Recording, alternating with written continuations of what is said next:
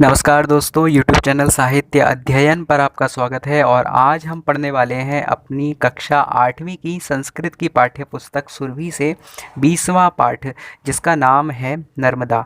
तो विंशः पाठा मध्य प्रदेश बोर्ड की पुस्तक में कक्षा 8वीं में ये पाठ आता है। विंशः पाठा 20वां पाठ नर्मदा। ये नर्मदा नदी पर आधारित ये पाठ है, नर्मदा नदी के बारे में है। तो चलिए हम इस पाठ को पढ़ते हैं और इस पाठ को समझते हैं कि इस पाठ में आखिर क्या बताया गया है। तो देखिए, यदि हम देखें इस पाठ को कि ये पाठ किस प्रकार का है, तो आगे अनुक्रमणिका में हर पाठ के बारे में बताया गया है। तो ये जो पाठ है 20वां पाठ नर्मदा, ये एक प्रकार का निबंध है। निबंध यानी किसी भी विषय वस्तु का जब वर्णन होता है तो उसे हम निबंध की कैटेगरी में लेते हैं। नर्मदा को आप आत्मकथा नहीं बोल सकते, ये जो चैप्टर इसको हम कहानी भी नहीं बोल सकते, इसको हम नाटक भी नहीं बोल सकते, इसको हम कविता भी नहीं बोल सकते। तो इसको हम रखते हैं निबंध की कैटेगरी में, ठीक है। तो चलिए हम इस पाठ की शुरुआत करते हैं। देखिए लिखा है पावन सलिला नर्मदा। पावन यानी पवित्र, सलिला यानी जल वाली, नर्मदा यानी नर्मदा नदी। अस्माकं प्रदेशस्य जीवनदायिनी सरिता अस्ति। हमारे प्रदेश की जीवनदायिनी सरिता है, यानी हमारे प्रदेश को जो जीवन दान देती है, अधिकांश जनता जल पीने के लिए जिस नदी पर निर्भर है वो नदी है नर्मदा। जैसे कि गंगा और यमुना का एक धार्मिक महत्व है, एक आध्यात्मिक महत्व है, ऐसे ही नर्मदा नदी का भी एक धार्मिक महत्व है। एषा एव रेवा मेकल सुतादि भी अनेक नाम भी प्रसिद्धा। इस नदी को रेवा, मेकल सुता आदि नामों से भी जाना जाता है, ये प्रसिद्ध है इन नामों से भी। आगे लिखा है अस्याः उभयो तटयोः। इसके दोनों तटों पर अनेकानि यानी बहुत सारे, तीर्थ स्थानानि यानी तीर्थ स्थान, तपस्वी नाम आश्रमाश्च और तपस्वियों के आश्रम, संति यानी हैं। प्राचीन कालादेव, प्राचीन काल से ही। प्राचीन कालादेव, यहाँ पे शब्द के अंदर जो है संधि कैसे हुई है, प्राचीन कालात पंचमी विभक्ति लगी है और एव यानी ही, तो ता में ए के मेल से दा बन गया है। प्राचीन कालादेव, प्राचीन काल से ही। अस्याहा, इसके, पावन तटयो, दो पावन तटों पर, दोनों किनारों पर, तपस्विना, तपस्वियों के, सिद्ध स्थलानी यानी सिद्ध स्थान, संति यानी हैं, बहुवचन शब्द है। आगे बढ़ते हैं। देखिए लिखा है अतः जनाः, इसीलिए लोग, नर्मदायाः परिक्रमाः कृत्वा, नर्मदा नदी की परिक्रमा करके, परिक्रमणम कृत्वा, परिक्रमा करके, यानी कि हमारे धर्म में, हमारे सनातन वैदिक धर्म में परिक्रमा का बड़ा महत्व है। जब भी हम मंदिर जाते हैं, किसी देव स्थान पर, किसी देव मूर्ति के समीप जाते हैं तो हम उनकी परिक्रमा करते हैं। हम किसी तुलसी वृक्ष के समीप या पीपल, बरगद इत्यादि के वृक्ष के समीप जाते हैं तो हम उनकी परिक्रमा यानी उनके चक्कर लगाते हैं गोल घूमकर। तो ये विधान है। तो क्या लिखा है अतः जनाः, इसीलिए लोग, नर्मदाया, नर्मदा नदी की, परिक्रमणम यानी कि परिक्रमा, कृत्वा यानी करके, आत्मानम यानी खुद को, धन्यम पवित्रम च मन्यन्ते, धन्य और पवित्र मानते हैं। अत्रत्यम, यहाँ का, नैसर्गिकम, नैसर्गिक यानी प्राकृतिक, सौंदर्यम अपि, सौंदर्य भी, सुंदरता भी, दर्शनीयम यानी देखने योग्य है। यहाँ की जो प्राकृतिक शोभा है, प्राकृतिक सुंदरता है, वो भी देखने योग्य है। चलिए हम आगे बढ़ते हैं अगले पैराग्राफ की ओर। लिखा है अनूपपुर मंडले, यानी अनूपपुर मंडल में, अमरकंटकम नाम पर्वतो अस्ति। अमरकंटक नाम का एक पर्वत है, पहाड़ है। तत एव नर्मदा प्रादुर्भवती, वहीं से नर्मदा निकलती है। तदनंतरम, इसके बाद, एषा यानी यह, एषा शब्द का मतलब होता है यह, स्त्रीलिंग के लिए यूज़ किया जाता है एषा शब्द को। तो तदनंतरम एषा, उसके बाद यह, गहनारण्येषु, इस शब्द में दो शब्द जुड़े हुए हैं, गहन, धन, अरण्येषु। तो गहन का छोटा आ, ना पे जो छोटा आ है, और अरण्येषु में जो छोटा आ है, मिलके बड़े आ का स्वर बन गया गहनारण्येषु, दीर्घ स्वर संधि हो गई यहाँ पे। तो गहनारण्येषु यानी घने जंगलों में, उत्तुंग पर्वतेषु यानी ऊंचे पर्वतों पर, च भ्रमणम कुर्वती, इसका मतलब क्या है कि इसके बाद, एषा यानी यह, गहनारण्येषु यानी घने जंगलों में, उत्तुंग पर्वतेषु ऊंचे पर्वतों पर, च भ्रमणम कुर्वती भ्रमण करती हुई, घूमती हुई, डिंडोरी मंडलम प्रविशति, डिंडोरी मंडल में प्रवेश करती है। आगे लिखा है डिंडोरीतः, डिंडोरी मंडल से, सर्पाकार गत्या, सर्पाकार गति में, उच्चावच मार्गेण यानी कि ऊंचे मार्ग से, आगे लिखा है महाराजपुरम प्राप्नोति, महाराजपुर को प्राप्त करती है। ततः जावालीपुरम आगच्छति, उसके बाद ये जावालीपुर आती है। तथा यानी वहाँ से, जावालीपुरम यानी जबलपुर, आगच्छति यानी आती है। जबलपुर का जो शास्त्रों में नाम है, ग्रंथों में, पुराणों में जो नाम दिया है वो है जावालीपुरम। जाबाली ऋषि के कारण इस जगह का नाम था जाबालीपुरम। इसका बाद में यहाँ पर नाम पड़ गया जबलपुर। तो जाबाली ऋषि की तपोभूमि है ये जबलपुर। आगे बढ़ते हैं। श्वेत शिला खंडानाम, सफ़ेद पर्वतों में कृतेति प्रसिद्धे, सफ़ेद पर्वतों के कारण इसका नाम भेड़ाघाट नाम के स्थाने, भेड़ाघाट नामक स्थान पर धूमधार जलप्रपात स्वरूपम, ये नदी जो है धूमधार जलप्रपात का रूप धारण कर लेती है। यानी वहाँ से जब ये झरने से गिरती है ऊंचाई से तो सफ़ेद पत्थरों के कारण इसका जो जल है वो धुएं की तरह प्रतीत होता है, बिल्कुल सफ़ेद दूध धारा की तरह। इसीलिए इसको हिंदी में दुग्ध धारा कहा जाता है इस स्थान को। नर्मदा नदी वहाँ से गिरते हुए ऐसी लगती है मानो दूध की धार हो। आगे लिखा है तद अवलोकनार्थम, इसको देखने के लिए बहवा पर्यटकाः अत्र आगच्छन्ति, बहुत सारे पर्यटक यहाँ पर आते हैं। जाबालीपुरतः ब्रह्मांड घट्टम आयाति, ये जबलपुर से ब्रह्मांड घाट आती है। तथा अनेक क्षेत्राणि पावयन्ति, वहाँ से अनेक क्षेत्रों को पावन करती हुई अपनी जल की धार से पवित्र करती हुई इयम होशंगाबाद नगरम प्रविशति, यह होशंगाबाद नगर में प्रवेश करती है। अत्रत्यम सेठानी घाट इति स्थानम प्रसिद्धम, यहाँ पर सेठानी घाट नाम का प्रसिद्ध स्थान है। अस्मिन् नगरे, इस नगर में अस्याः तटे, इस नदी के तट पर, नर्मदा के तट पर अनेके देवालयाः आश्रमाश्च सन्ति, अनेक देवालय और आश्रम हैं। अत्र भक्तय कृता, यहाँ पर भक्तों के द्वारा की गई प्रार्थनाः घंटानादाश्च अहर्निशम श्रूयन्ते, यानी कि दिन रात यहाँ पर सुने जाते हैं क्या, प्रार्थनाएं और घंटों के नाद। क्योंकि इतने मंदिर यहाँ पर बने हुए हैं, इतने तीर्थ स्थान यहाँ पर बने हुए हैं जहाँ से निरंतर एक सकारात्मक आध्यात्मिक ध्वनि कानों में पड़ती रहती है। आगे लिखा है ततो वेगवती ऐशा तरंगिणी, वह यहाँ से वेगवती यानी बहुत तेज वेग में जाती हुई, रफ्तार में जाती हुई, ऐशा तरंगिणी, इसकी तरंगों के द्वारा ओंकारेश्वर नगरम स्पृशति, ओंकारेश्वर नगर को स्पर्श किया जाता है। यानी कि इसकी तरंगें जो हैं बहुत तेज गति में जाते हुए ओंकारेश्वर नाम के नगर को भी स्पर्श करती हैं।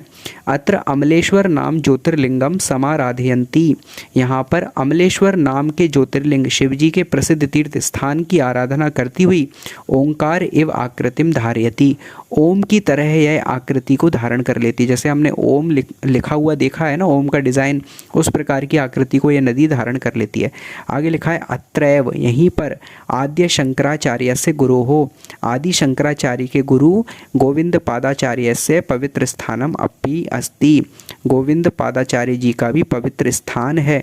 यहाँ पर अप्यस्ति शब्द में दो शब्द मिले हैं, अपि धन अस्ति, तो पापे छोटी ई था, वो छोटी हट गया, पा आधा रह गया, ई का या बन गया, और अपि अस्ति तो छोटे आ का स्वर या पे चढ़ गया, मिलके हो गया अप्यस्ति। यहाँ पर यण संधि होती है, इस प्रकार की संधि होती है। संधियों को समझने के लिए आप संधि के वीडियोस देख सकते हैं प्लेलिस्ट में जाकर। चलिए आगे बढ़ते हैं। आगे लिखा है तथा मंडन मिश्रेण, वहाँ से मंडन मिश्र के द्वारा मंडितम यानी कि प्रसिद्ध मंडलेश्वर नगरम अपि ऐशा मंडयति, मंडलेश्वर नगर में जाती है। मंडलेश्वर नगर नाम इसलिए पड़ा है क्योंकि यहाँ पर कभी मंडन मिश्र नाम के प्रसिद्ध विद्वान रहा करते थे, इसीलिए इस जगह का नाम है मंडलेश्वर। वहाँ से देखिए मंडलेश्वर नगरात, मंडलेश्वर नगर से महाराज्ञा अहिल्या सेविते, महारानी अहिल्या के द्वारा सेवित माहिष्मती नगरे अस्या अति विस्तृत रूपम दृश्यते, माहिष्मती नगर में इस नदी का बहुत विस्तृत रूप दिखाई देता है। पश्चात इसके बाद खल घाटे शूल पाणेश्वरादीनी, यहाँ यह खल घाटे शूल पाणेश्वर आदि स्थानों को स्थानानी सिंचंती सींचती है। सा गुर्जर प्रांत से, उसके बाद ये गुर्जर प्रांत में, गुजरात, गुर्जर प्रांत यानी गुजरात प्रदेश में भृगु कच्छ नगर समीपे, भृगु कच्छ नगर के पास में अरब सागरे विलीयते, अरब सागर में विलीन हो जाती है। ठीक है, अरब सागर जो समुद्र है, गुजरात यानी कि राज्य जो है जिसका तट है वहाँ से जाकर ये समुद्र में विलीन हो जाती है नर्मदा नदी। इस प्रकार इसकी यात्रा है, ये भेड़ाघाट से बहती हुई और धुआंधार जलप्रपात से बहती हुई डिंडोरी नगर से निकलकर अमरकंटक नाम के स्थान से इसका प्रादुर्भाव होता है मध्य प्रदेश के, और वहाँ से बहती हुई गुजरात तक जाती है और वहाँ समुद्र में विलीन हो जाती है।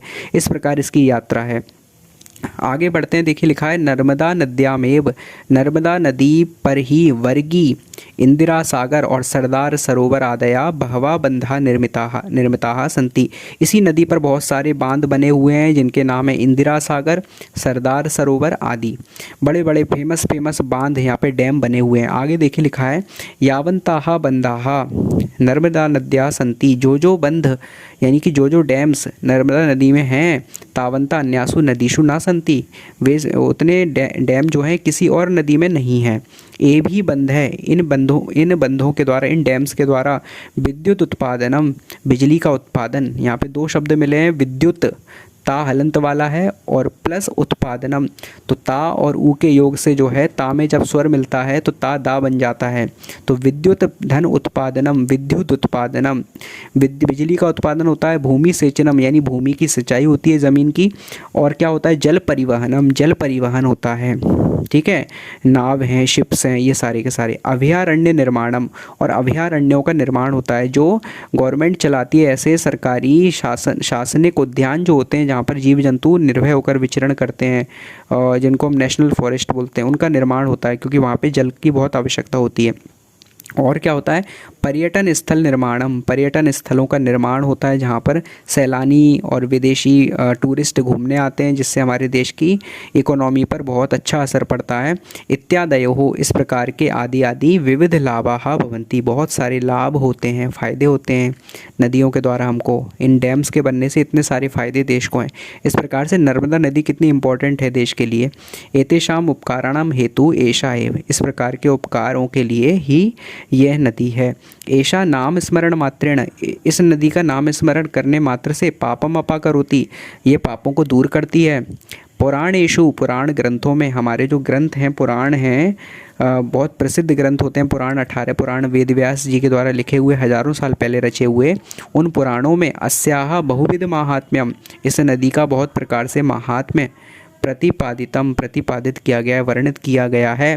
कालिदासेन आपी, कालिदास के द्वारा भी, यहाँ पर दो शब्द मिले हैं, कालिदासेन यानी कालिदास के द्वारा, अपी यानी भी। ठीक है, मेघदूत नाम के ग्रंथ में जो कालिदास ने लिखा है, अस्याः सौंदर्यम, इस नदी की सुंदरता, माहात्म्यम च वर्णितम, और महत्व का वर्णन किया गया है। धन्या एषा भूमि, धन्य है इसकी भूमि, यत्र रेवा राजते, जहाँ पर रेवा यानी कि नर्मदा नदी विराजित है। धन्या एषा भूमि, यह भूमि धन्य है। यत्र रेवा राजते, जहाँ पर रेवा विराजित है, नर्मदा विराजित है। चलिए आगे बढ़ते हैं, शब्दार्थ देखते हैं। सिद्ध स्थलानी का मतलब है सिद्ध भूमि यानी तीर्थ स्थान। अत्रत्यम का मतलब है यहाँ का। उत्तुंगम मतलब ऊंचा, उच्चावच मार्गेण यानी ऊंचे नीचे मार्ग से। सर्पाकार गत्या यानी वक्र गति से, टेढ़ी मेढ़ी। महाराजपुरम यानी मंडला का प्राचीन नाम है। प्राप्नोति यानी पहुँचती है। श्वेत शिला खंडा नाम यानी संगमरमर चट्टानों के।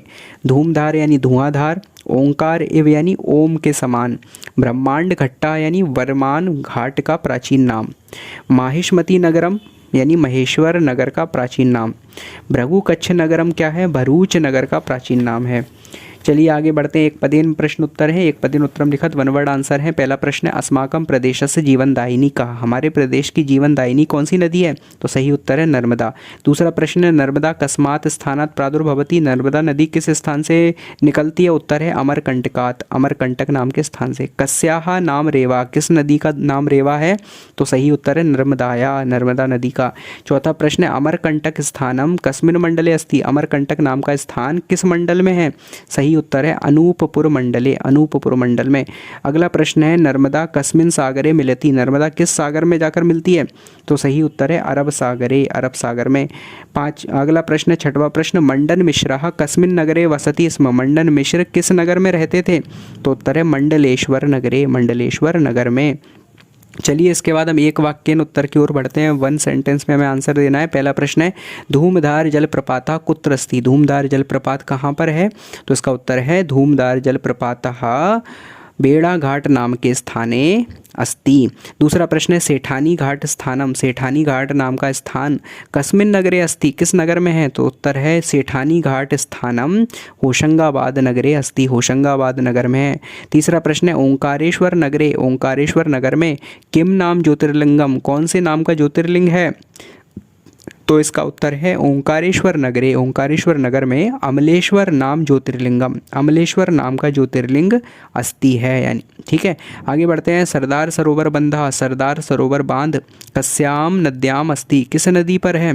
तो उत्तर है नर्मदा नद्याम। तो पूरा हो जाएगा, सरदार सरोवर बंधा, सरदार सरोवर बांध नर्मदा नद्याम अस्थि, नर्मदा नदी पर बना हुआ है।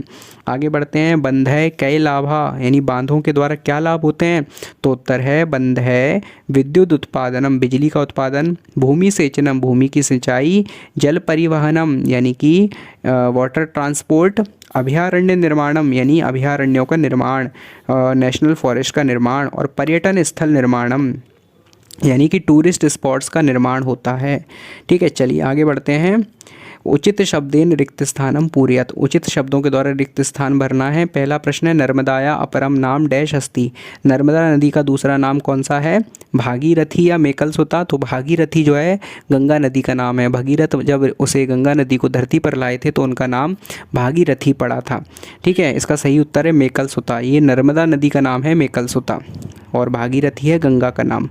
ठीक है, तो सही उत्तर मेकलसुता भरना है। अगला प्रश्न है नर्मदा नदी डैश जीवनदायिनी कथ्यते, नर्मदा नदी को किसकी जीवनदायिनी नदी कहा जाता है?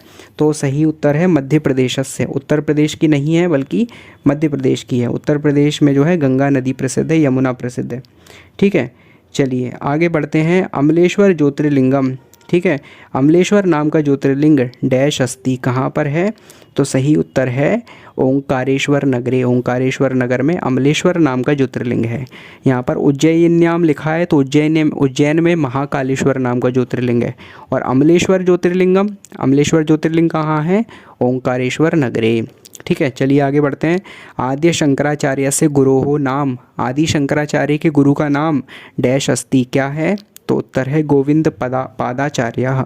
गोविंद पादाचार्य जो है आदि शंकराचार्य के गुरु का नाम है। दूसरा ऑप्शन हमें यहाँ पर महर्षि वाल्मीकि दिया है, तो महर्षि वाल्मीकि के बारे में मैं बता देता हूँ कि ये संस्कृत के पहले काव्य, आदि काव्य रामायण के रचयिता हैं महर्षि वाल्मीकि, जिसमें भगवान श्री राम के पूरे जीवन चरित्र का वर्णन है। उस रामायण ग्रंथ के रचयिता हैं महर्षि वाल्मीकि। लेकिन यहाँ पर आदि शंकराचार्य के गुरु का नाम पूछा है तो सही उत्तर है गोविंद पादाचार्य। चलिए आगे बढ़ते हैं। बरगी बंधा डैश अस्थि, बरगी बंध जो है वो किस पर नदी पर है? तो उत्तर है नर्मदायाम, नर्मदा नदी पर। दूसरा ऑप्शन दिया है हमें गोदावरीयाम यानी गोदावरी पर, तो गोदावरीयाम गलत है। सही उत्तर है नर्मदायाम यानी नर्मदा नदी पर जो है कौन सा बांध है? वर्गी बंधा। चलिए इस प्रकार से फिलअप्स पूरे हो जाते हैं। आगे बढ़ते हैं। उचितम योजियत, सही जोड़ियाँ मिलाना है। तो पहला है महाराजपुरम, महाराजपुर किसको कहा जाता था? मंडला नगरम, मंडला नगर को कहा जाता था। ठीक है, आगे नर्मदाया विलय, नर्मदा नदी विलय किस में होती है, किस में विलीन हो जाती है? तो देखिए नर्मदा नदी कहाँ पर विलीन होती है? अरब सागरे, अरब सागर में। तीसरा है गोविंद पादाचार्य से आश्रम, गोविंद पादाचार्य का आश्रम कहाँ है? तो इसका उत्तर है ओंकारेश्वर नगरे, ओंकारेश्वर नगर में। अगला प्रश्न है जावालीपुरम, जावालीपुरम जो है आज किसको कहा जाता है? तो उत्तर है जबलपुर नगरम, जबलपुर नगर को जावालीपुरम। देखिए जावालीपुरम प्राचीन नाम है, इसको आज जबलपुर नगर कहा जाता है, जबलपुर कहा जाता है। एमपी का जो जबलपुर शहर है, जबलपुर सिटी है, उसका जो प्राचीन नाम है वो है जावालीपुरम, क्योंकि यहाँ पे जावाली नाम के ऋषि रहते थे, उनके नाम पर जावालीपुरम पड़ा और वो समय के साथ बदलकर जावाली से जबल हो गया। तो जावालीपुरम जो है जबलपुर का प्राचीन नाम है। अगला है धूमधार जलप्रपात, धुआंधार जलप्रपात कहाँ पर है? तो इसका उत्तर है भेड़ाघाट स्थान, भेड़ाघाट स्थान पर। इस प्रकार से ये मैचिंग्स कंप्लीट हो जाती है। इसके बाद हमारे सामने है शुद्ध वाक्यानाम समक्षम आम, यानी सही शब्दों के सामने हमें आम यानी हाँ लिखना है, और अशुद्ध वाक्यानाम समक्षम, अशुद्ध यानी गलत वाक्यों के सामने हमें लिखना है ना इति लिखत। तो पहला है नर्मदा अमरकंटकात् प्रादुर्भवति, नर्मदा अमरकंटक से निकलती है, इसका उत्तर है आम यानी हाँ। दूसरा है रेवा नर्मदाया अपरम नाम अस्ति, रेवा नर्मदा का दूसरा नाम है, इसका उत्तर है आम यानी हाँ। तीसरा है नर्मदायाम सरदार सरोवर बंधा अस्ति, नर्मदा नदी पर सरदार सरोवर बांध है, तो इसका भी उत्तर है आम यानी हाँ। अगला है मेघदूते नर्मदाया वर्णनम नास्ति, मेघदूत ग्रंथ में नर्मदा नदी का वर्णन नहीं है, नास्ति मतलब नहीं है, तो है, कालिदास ने इस नदी का वर्णन किया है लेकिन ये बोल रहे हैं नहीं है, तो इसका उत्तर हो जाएगा ना यानी नहीं। ठीक है, आगे है पुराणेषु, पुराणों में नर्मदाया वर्णनमस्ति, पुराणों में नर्मदा नदी का वर्णन किया गया है। तो हाँ, पुराणों में नर्मदा का वर्णन मिलता है, तो उसका उत्तर हो जाएगा आम यानी हाँ। चलिए आगे बढ़ते हैं 6वें प्रश्न पर। नामोल्लेख पूर्वकम संधि विच्छेदम कुरुत, नाम उल्लेख करते हुए संधि विच्छेद करना है, नाम भी बताना है कौन सी संधि है। मैं यहाँ पर विच्छेद करके बताऊंगा आपको। यदि संधियाँ समझ में नहीं आती हैं, संधि आपको नहीं आती है, तो आप चैनल पर प्लेलिस्ट में जाकर समझ सकते हैं। यहाँ पर हम इसको देख लेते हैं। गहनारण्येषु शब्द में कैसे होगा, गहन धन अरण्येषु, ना का आ और आ का आ मिलके गहनारण्येषु हो जाएगा, दीर्घ स्वर संधि है। अत्रैव शब्द का विच्छेद होगा अत्र धन एव, तो आ और ए मिलके अय बन जाएगा अत्रैव। तो दो मात्राएं जिस पर अय की आती हैं वो होती है वृद्धि स्वर संधि। तीसरा है अवलोकनार्थम, तो इसमें विच्छेद होगा अवलोकन धन अर्थम, दीर्घ स्वर संधि है। इसके बाद है इत्यादयः, इसका विच्छेद होगा इति धन आदयः, तो ई का या बन गया, ता आधा हो गया, और या पर बड़े या का स्वर चढ़ गया, यण स्वर संधि है। ठीक है, चलिए आगे बढ़ते हैं। देखिए 7वां प्रश्न है नामोल्लेख पूर्वकम समास विग्रहम कुरुत, नामोल्लेख करते हुए समास विग्रह करना है। पहला है अभयारण्य निर्माणम, तो अभयारण्यस्य निर्माणम, अभयारण्य का निर्माण, यहाँ पर षष्ठी तत्पुरुष समास है। दूसरा है देवालयाः, यानी देवताओं का आलय, देवताओं का घर, तो देवानाम आलयाः, देवताओं का घर, इसमें है षष्ठी तत्पुरुष समास। आगे बढ़ते हैं घंटा नादाः, तो घंटा नाम नादा, घंटों की आवाज़, घंटों की ध्वनि, इसमें भी षष्ठी तत्पुरुष समास है। और भूमि सेचनम, तो इसका हो जाएगा भूमेः सेचनम, धरती का सेचन, इसमें भी षष्ठी तत्पुरुष समास है। तो संधि और समास दोनों का आप अच्छे से समझना चाहते हैं तो आप प्लेलिस्ट में जाकर वीडियोस देख लीजिए, संधि और समास दोनों की प्लेलिस्ट आपको मिल जाएंगी, जहाँ पे आपको अच्छे से समझ में आ जाएंगी। इस प्रकार से इस पाठ का संपूर्ण अभ्यास कंप्लीट हो जाता है। देखिए लिखा है योग्यता विस्तार, मानचित्रम अवलंब्य, मानचित्र में देखकर यानी मैप में देखकर, इंडिया के मैप और मध्य प्रदेश या फिर मध्य प्रदेश के मैप में देखकर, नर्मदायाम आद्यंत मार्गम निरूपयत, नर्मदा नदी के आदि से लेकर अंत तक, आद्यंत मतलब आदि से अंत तक, इसमें भी यण संधि है इस शब्द में भी, आदि प्लस अंत, आद्यंत यानी शुरू से अंत तक के मार्ग को निरूपयत देखिए। अगला है भ्रमण कार्यक्रमे, यानी घूमने का कार्यक्रम बनाइए, और नर्मदा तट स्थितानि, नर्मदा नदी के तट पर स्थित प्रमुख तीर्थानि अवलोक्यत, प्रमुख तीर्थों को देखिए। तीसरा हमें दिया है श्लोकम स्मृत, इस श्लोक को याद कीजिए। इस श्लोक में नर्मदा नदी की वंदना की गई है। नर्मदा एक देवी हैं, माँ हैं, क्योंकि जीवनदायिनी है, वो जीवन देती है, उनका जल हमको जीवन देता है, इसलिए उनकी वंदना की गई है इस श्लोक के अंदर। हमें इस श्लोक को देखना है। लिखा है, मैं पढ़कर बता देता हूँ। सबिंदु सिंधु सुस्खलत तरंग भंग रंजितम, द्विशत सुपाप जात चातकारी वारी संयुतम, कृतांत दूत काल भूत भीतिहारी वर्मदे, त्वदीय पाद पंकजम नमामि देवी नर्मदे। इस प्रकार से चैप्टर यहाँ पर कंप्लीट हो जाता है। पुण्या सर्वत्र नर्मदा, नर्मदा नदी हर ओर पुण्य वितरित करें, पुण्य बाँटें, हम सबको भाग्यशाली बनाएं, पवित्र बनाएं, धन्य बनाएं। इस प्रकार से पाठ यहाँ पर कंप्लीट हो जाता है। थैंक यू सो मच, बहुत बहुत धन्यवाद। और वीडियोस भी देखते रहिए, चैनल को सब्सक्राइब ज़रूर कीजिएगा।